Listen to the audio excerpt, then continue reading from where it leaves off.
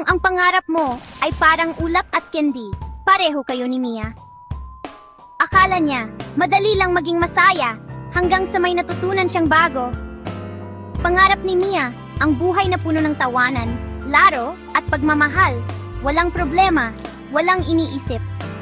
Akala niya, dapat ang bawat araw ay parang Sabado na maaraw, kasama ang mga kaibigan, pamilya, at ang mga paborito niyang laro. Pero abang lumalaki si Mia, nakita niya na hindi lahat ay pareho ang saya. May mga araw na maulap at may mga pusong mabigat.